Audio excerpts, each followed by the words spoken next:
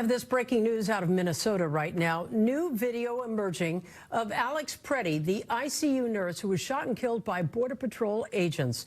Good evening once again, everyone. I'm Colleen Williams. And I'm Kathy Vara in for Michael. Tonight, the video is from a week ago when immigration officers tackled Pretti. This as the two agents who shot him had been put on administrative leave. NBC4's Karma Dickerson has more on that new video from the newsroom now. Karma? Yes, as outrage grows and more questions are raised after the death of Alex Pretti, the Department of Homeland Security is now verifying that two agents who fired weapons in a shooting have been placed on administrative leave. And new video, as you mentioned, that has also been verified, showing the day agents killed him was not the first time Pretti had a confrontation with federal agents. 11 days before Alex Pretti was killed by immigration officers, he had another run-in with federal agents. This video shows the 37-year-old ICU nurse interacting with federal agents, kicking the back of an SUV. We don't know what led up to this January 13th incident. A family representative confirms this is Pretti, saying in a statement, "A week before Alex was gunned down in the street, despite posing no threat to anyone, he was violently assaulted by a group of ICE agents. Nothing that happened a full week before could have possibly justified Alex's killing at the hands of ICE on January 24th. That killing memorial." She's totally right. Nothing in that video warranted him being killed, except the fact that now we know that he kept going back.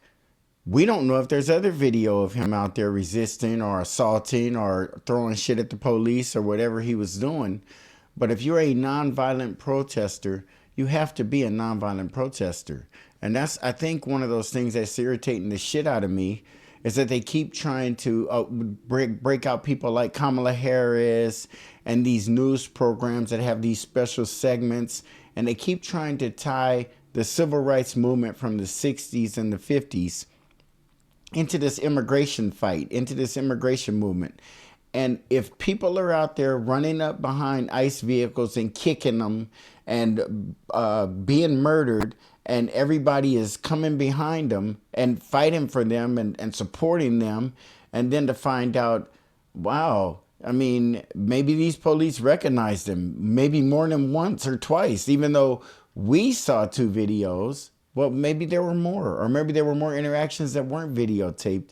But what if he was an aggressive protester, having a gun twice now, in both video feeds of him with his interaction with the police? And thank God these police were untrained and didn't make sure they got a handle on him and patted him down and made sure he was cool. Now, some people would be like, well, why would they pat him down? Well, he just kicked the taillight out of their car. I would think they have the right to pat him down. He's a threat. What was he trying to do? That's so different from what the concept that was given to us. And then the Democrats back this up. The media backs this up. But about this particular video, Alex Pretti looked like a pretty aggressive person. On the street in Minneapolis, where a sidewalk tribute to Pretti continues to grow and calls for accountability, not just for his death, but for President Trump's immigration crackdown overall, intensify. 2 Americans are dead. Words are not enough. It's time for action. Renee Good. And that's cool right there on his face. 2 Americans are dead. As far as this news story goes, and the month of January and the ICE killings, there are 3 people dead. And they should include Keith Porter Jr. in any talks that they have, any references that they have to ICE killings, because you cannot tell me a black man in California celebrating on New Year's Eve is worse than this dude chasing down a police vehicle loaded with police and willing to assault in the form of kicking and trying to damage their vehicle, causing property damage. He doesn't look as innocent to me as he did before. Also killed by a federal officer in Minneapolis earlier this month during the immigration enforcement surge in that city. Representative Laura Friedman joined fellow Congressmembers Brad Sherman and Judy Chu in demanding immediate action. No Americans in Minnesota or California or in any state in our union should live under fear of an unchecked federal force. The Trump administration has given some indication they're trying to calm tensions, confirming the 2 Border Patrol agents who fired shots in the case of Alex Pretti are on administrative leave. Well, that's a start. It doesn't look like they're looking at Renee Good as a person who was probably a good shooting. I mean a bad shooting. I'm sorry. They think that was a good shooting because it doesn't seem like there's too much going on about that as far as from the federal side. The Minnesota man, they've been showing all kind of support, and including for Alex Pretti. But for him to have been, now that I see a protester who comes to nonviolent protests armed, who actively chases down police cars, who gets in the middle of police and their activity with another civilian, even if the police are in the wrong. And that's the hard part about it. Even if the police are pushing and kicking or harming or killing another civilian, you just don't have the right to intervene. You can do whatever you can do to keeping yourself safe, but none of us as citizens, according to the brainwashing that we all received growing up, has the right. You cannot intervene in police activities and police presence. You have to back off. And this gentleman appears to have been really into the protests, really into the support that he has for the illegal immigrants. Which is standard when law enforcement officers are involved in a shooting. And yesterday, the White House announced they were removing Greg Bobino, a person who was overseeing the ICE operation in Minneapolis. However, the governor of Minnesota isn't satisfied by the White House's promise of a full investigation. The president said he himself will oversee investigations. That is so wrong on so many levels, and it's the last thing that we want. Some Democrats are pursuing what Representative Friedman called a serious and real attempt to impeach DHS Secretary Kristi Noem. I tell you, this Tim Walz, he should be out of there. I'm so damn glad that Kamala didn't win. Do you realize he would be our vice president? Can you believe that we're acting like this ICE incident in Minneapolis is like a one-off or whatever? It's law. These 2 law enforcement agencies, ICE and the local police in Minneapolis, don't work together, don't interact, but they have the same results. They're aggressive, they're heavy-handed, and all of that.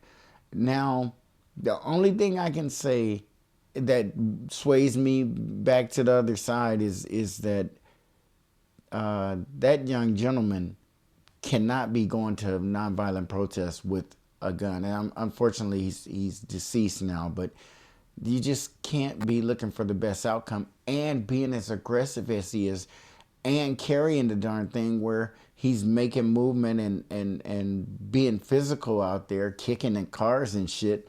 And the gun is being exposed. I don't give a damn. You better be very careful if you got a gun on you and it's flapping around out there where people can see it. Because if a police officer can see it or identify that you're armed, it can go real bad, like the second encounter you had with the police. And these 2 encounters were 11 days apart. So I got to put it out there that anybody who has all this information and still feels the same way is just dead set on following the Democrats and the liberal news media and telling us what our eyes saw. I know what my eyes saw, and I don't agree with people being killed out in the street by police. Lord knows I don't. But I also don't agree with some people being killed out in the streets by police while others get protests and support and fights, and this government is bullshit and ready to burn down the damn democracy. So yeah, I got a problem with that part. But we all need to pay attention to all of these cases. I haven't heard anything come out of Keith Porter's case that indicated to me that he was a bad person aiming that gun at anybody. An investigation wasn't done to try to nail it down to just general questions. It might come out in a very relaxed and calm way. Why'd you shoot him? Why'd you shoot him? I mean, that person is going to have to look someone in the eye and say, I felt my life was threatened. I felt the life around there was threatened. But I'm beginning to say with Alex Pretti, sorry to drift off there, folks, but I'm about to say this one. Alex Pretti is not an innocent bystander. He's not a protester out there with a sign. In fact, I don't even think he had a sign. He was yelling and screaming and doing all that stuff to the police, which you have the right to do. But you cannot aggress. You cannot come down off of that sideline or protest line and engage the police physically. You just can't do it. I can't, you can't, and no one else can. And we are learning more and more and more about each one of these cases as time goes on. It won't get less, it'll get more. And as things change, our ideas, attitudes, and beliefs have to change. We have to look at this again and be like, oh, wait a minute. I'm not going to be looking like a fool out here arguing with my friends and talking about how heavy-handed ICE is, which they are. But they're no more heavy-handed. That's why I'm not going to bear down on ICE too hard, because then they can satisfy us easily. We'll be actually playing into their hand because we'll be splitting hairs. We'll be here fighting to get rid of ICE or to defund ICE, but leave the regular city cops alone. We like them. Well, that's bullshit. We don't like them motherfuckers either. Like, comment, share. Please subscribe, and we'll see you on the next Black Popcorn.